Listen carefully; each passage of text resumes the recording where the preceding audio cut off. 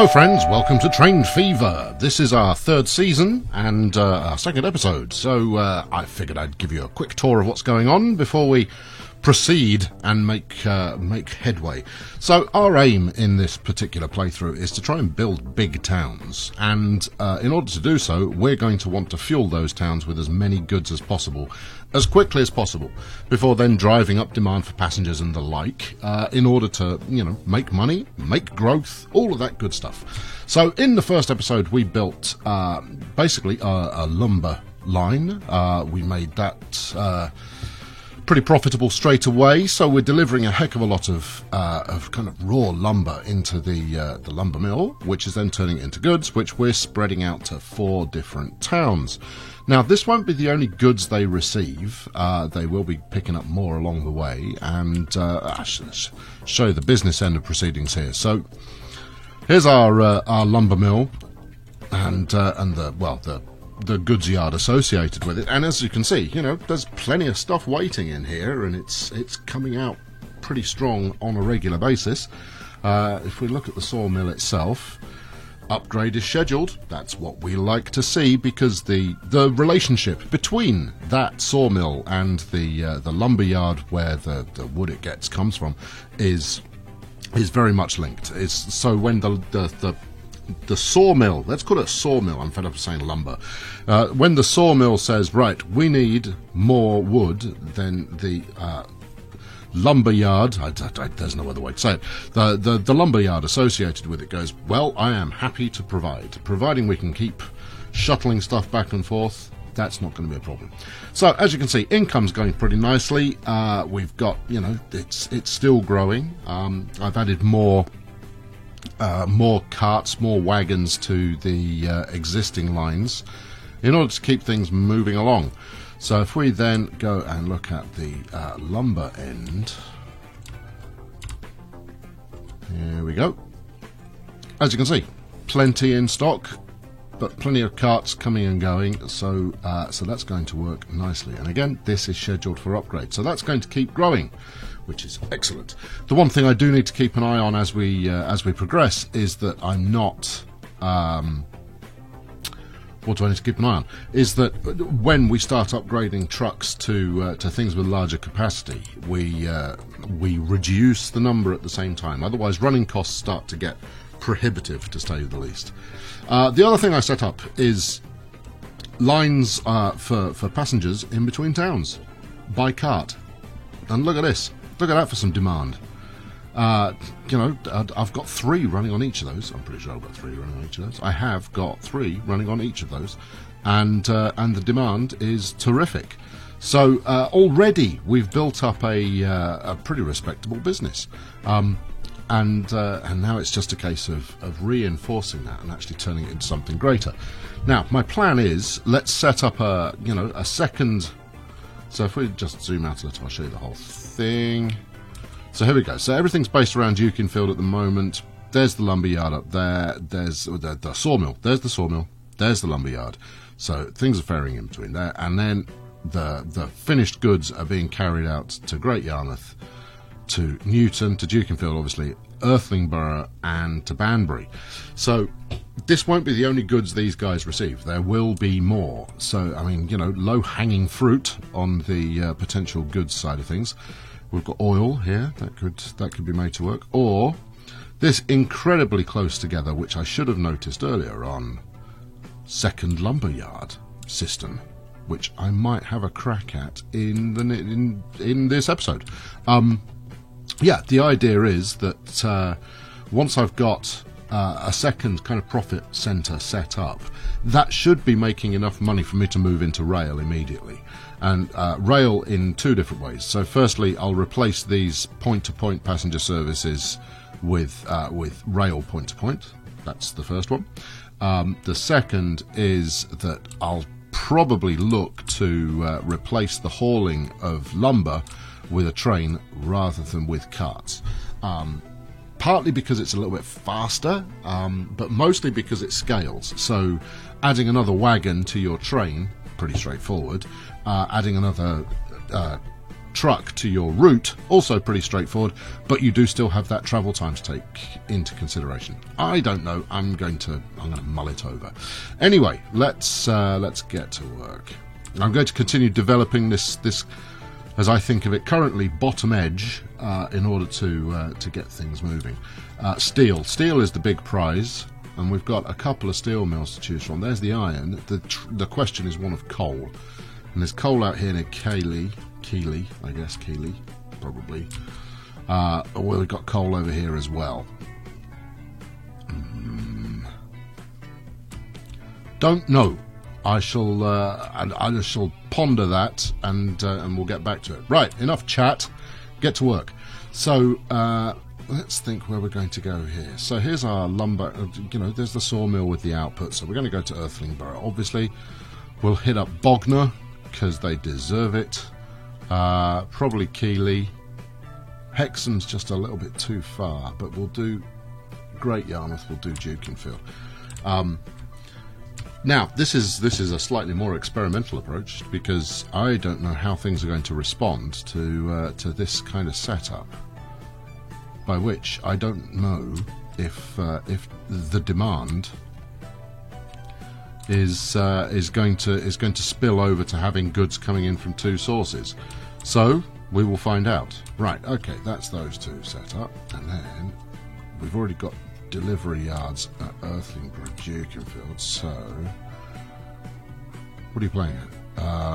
What am I playing at? Do I want another depot here? Yeah, I do want another depot here. Right. Okie doke. So yeah, I mean, it's inevitably going to be a little bit what is it going to be? It's going to be a little bit slow-paced, a little bit thoughtful as we start, largely because plans tend to develop as we go along. Earthling lumber. Right, there we go. By which I mean that there's going to be a period where we're just getting started, just building stuff up. Let's just put 2 on there, please. You go away. I want that as well. Thank you. Go here and set you to Earthling lumber. Just to let you know that that's possible now. Right, and then let's get a road down there. See, if I were to stop thinking and actually explain my thoughts there for a moment, you would probably appreciate them a little more. So while I get started, and I don't know if you play the same way, is I'll have a broad idea for what it is that I want to accomplish, and getting that started. There's a lot, the starting point of any kind of economic-based game always tends to be a little bit slow because, you're waiting for cash to build up, or you're waiting for something. There's many different things you could be waiting for, but you could be waiting for a different vehicle to unlock, and as such, you end up just making sure that everything's working properly. Right, where are we going? Right, let's set up our 2 lines here. 1, 2. So we've got the delivery of the raw materials sorted. We'll now do the delivery of the finished product. You'll also notice that I've laid out some dubious looking roads already in a couple of these towns because I'm trying to make them grow as fast as possible. I want to no, where are you going? Dukinfield. Yes, I want to make sure that I've blocked in some space for rail early, and otherwise it'll come time, in a couple episodes time, in maybe an hour's worth of play, I'll go, right, it's time I set up my goods lines, and I won't be able to afford to actually set them up because you'll be paying in the millings, no, not in the millings, in the millions to actually get your stations placed, and it's fair enough. I mean, that's actually pretty realistic, but it's not helpful. Right, Earthling. Now, I have to be careful with this because there is a decided likelihood that by setting up additional lumber services, lumber goods services, I actually cannibalise the original ones, and we don't want that. So it's not even using the line at the moment. So hopefully, set line for you. You can go on Earthling Lumber Goods 2, and you can go on Dukingfield Lumber Goods 2. Right, good. Okay, so as before, hopefully these two chaps now in operation should demonstrate to the sawmill that that they've got business, and that if they were to just drop some goods off, they'd be able to sell them. The easier one here is going to be Bognor, because obviously they don't currently have any goods delivery set up. This lumber mill sawmill interaction is already kicking goods out down the road. So there is a look at this, 35 minutes. They're not going to use the line if it's 35 minutes, are they? Okay, right. Well, we'll fix that. Buy another road vehicle. You're going Dukingfield Goods 2 set line. So that got us down to 18 minutes. That's acceptable for now. Earthling Lumber Goods 2 30 minutes. No, that's not. No, that's not going to cut it either. Earthling Lumber Goods 2. There we go. That should do the trick. Obviously, we want everything down below 10 minutes eventually, but to start with, being below 20 is enough to kind of generate some demand. At least that's the perceived wisdom. That's the common thought. That's the thing you're supposed to do. Everyone says, "Oh, make sure you got it below 20 minutes for the love of God." Don't get me wrong. I happen to agree with it. If you don't do it below 20 minutes, nobody's interested. Right, where shall I put my goods depot? Let's just create a little spur there to encourage some road growth. At the same time, do I want that bit? No, I don't. I don't want it. I don't want it. I don't want it. Where do you want to put the station in? Well, where's the station going to go to? It's probably going to go Keighley, right? Or Harpenden. So we're talking probably right through the middle. Well, that's an unhelpful thing to talk. So let's reserve this bit. It's expensive. I don't like doing it. But it stops the... I like that the AI builds up. And, you know, it's one of the strongest points of the game, that the AI is the one that does most of the city development. But it is a pain in the bum when it comes to actually trying to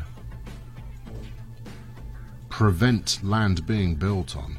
Now, of course, the easy thing to do would be for me to just build the stations, but they have a running cost associated with them, and I don't want to consume every shred of my profit. I'd rather pay out, you know, 200 grand in laying down a bit of stupid road rather than potentially pay more than that for a station that is completely unoccupied.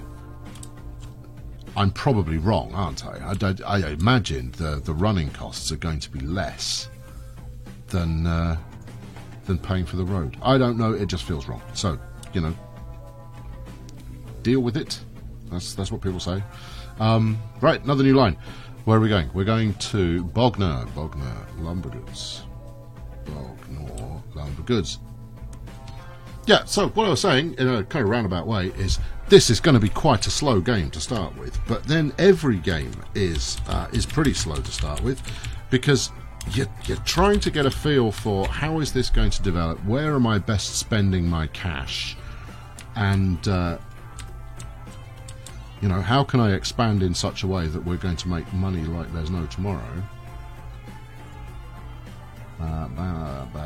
Bognor set line, off you go. Yes, how can we make money like there's no tomorrow in order to fuel our expansion plans? With why are you going that way? That's a mad way to go. Surely you head down here on this Earthlingborough road that's not connected. Okay. And there, an answer was questioned. A question was answered. Well, I don't want to kill all of that. It's mostly good.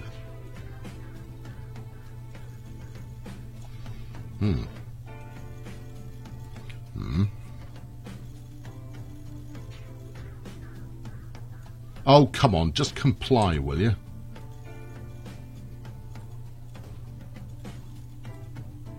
Right, when I care less about money, I'll fix that. But right now, I don't want to delete something in order to have to relay it. Okay, right, splendid. So that's many routes now up and running. Bognor is running at 53 minutes. It's actually not quite that far. It's only because this first one's gone the wrong way. But hey, it happens. Bognor, Lumber Goods 2. It's not even Lumber Goods 2. It's Lumber Goods. Boy, this is Bognor's inaugural service. So yeah, let's retitle that accordingly. There we go. Okay, a quick look at the profits here would be beneficial. There we go. So where are we? We've just broken into January, and there we go. The revenues up by excuse me, by 100,000. Okay, apologies for that. Was having a slight coughing fit there, but I'm back in business. Now, what you might have missed while that was happening is that the Steam car is now available. The kind of the poster child for point-to-point services of a passenger nature. So I think we're gonna put those into work immediately. Largely because we want to start fueling the desire for people to move from one town to another, and that extra 7 kilometers an hour, yeah, get in, is going to make a big difference. So we'll set this to replace. Yep. And we'll do the same with these chaps up here. Now, they might not take on board the new car immediately, because actually we've only been running 9 years. 25%. 25% is fine. Yes, they will replace immediately. I'll just shut up, because that's a thing that's totally going to happen. Yep. Oh, well, use your imagination, man. There we go. One more. Yeah, so I mean, you know, this is an expense I don't necessarily need to make, because these passenger lines are making money already. But doing so should bring the money in faster. And you know, in the space of what, 15 minutes, I've made the best part of $500,000, $750,000 in terms of actual raw bank balance material. So we're in good position, and to be honest, I might take out a loan in order to get a passenger service running. Ooh, that would be tasty, wouldn't it? Am I going to plan it through in any fashion at all, or are we just going to smash something in and hope for glory? See, look at this, Newton, beautiful looking town, but I mean, I've blocked this area for the station. Oh, that could be fun. We could have services from Derby and from Banbury and from Great Yarmouth, and even at a push, Dukinfield coming into Newton, at which point we head out to Redhill and Borehamwood and Ilford and places of magnificent sounding fanciness. Okay, right, there we go. We've got one running, and he's got 6 on board. Good chap. Right. What else we got? It's all pretty positive. Now, is this new line actually paying off? It is now using the line. Excellent. You've got goods waiting. And what do you want from me? Try and deliver more wood. Well, that's a thing we can certainly do. What do you got? Right. Let's buy another one of those then. In fact, let's buy another 2 of those. What am I looking for? I'm looking for Earthling goods. No, Earthling lumber. Earthling lumber, there we go. Right! Yeah, and you. Go on. Off you go. Off your trots. Oh, I should have used that, shouldn't I? Yeah, very well. Never mind. Spacing them out a little bit doesn't do any harm. Right, so with those going now, then we should start to see other places grow. Earthling boroughs should start to sprout up, and I think actually it's worth a quick look, since we're just talking about population, to see where we're actually proceeding. So Nailsworth is current number 1. It wasn't when I started recording. No, there's a thing. Nailsworth, Banbury, which we are delivering to. Earthlingborough, which we are. Newton, which we also are delivering to. And then what else have we got in here? We've got Great Yarmouth, that's on our list. Bognor's in our immediate area. Dukinfield is actually the smallest. I have deliberately, it seems, chosen the smallest place again to start my focus. Really? It didn't feel like it was the smallest thing on the map, but I guess it is. Well, it won't be for very long. It's getting a heck of a lot of goods. Yeah, okay, I'm thinking passenger services. Passenger services is what I'm thinking. I'm thinking we set up passenger rail from Dukinfield to Earthlingborough and Newton to start with. Let's not even get that complicated because we probably can't afford it. I think we're talking Newton Dukinfield in a back and forth kind of a fashion. And that's probably what we'll pick up in the next episode. Hold on, what do we got? There we go. So the new train's just been released. It's a good thing for trains to do.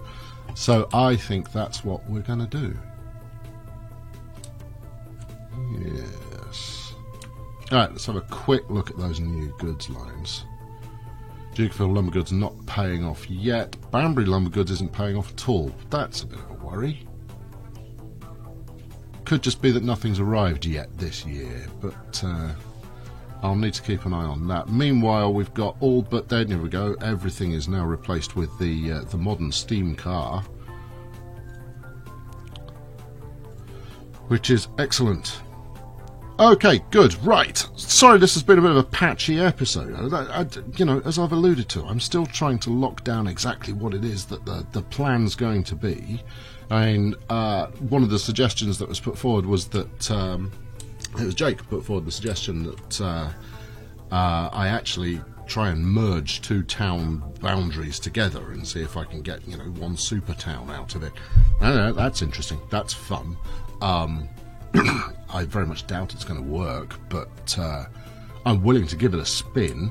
Equally, mods. People want to see mods. Well, I've had a look through the mods, and actually there isn't anything that really floats my boat. I'll probably add, well, maybe I'll add some modded vehicles and so forth, but there isn't anything that makes it radically improved, radically different. There's some advanced industry mod stuff that I'm tempted by, but I think I'll try those out before I stick them into a main game. Anyway, thanks very much for watching today. A bit of a slow episode, but we're getting there. Next time around, trains, as long as the money starts going in the right direction. Thanks very much for watching. I've been Colonel Failure. Please subscribe if you haven't done so already, and comment away. All comments are read, if not replied to. Thanks for watching. Catch you next time. Cheerio.